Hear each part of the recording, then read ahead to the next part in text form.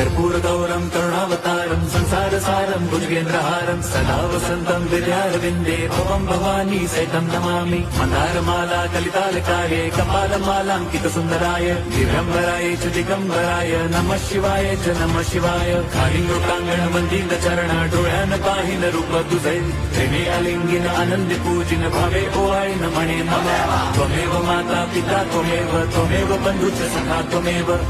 विद्या द्रवणं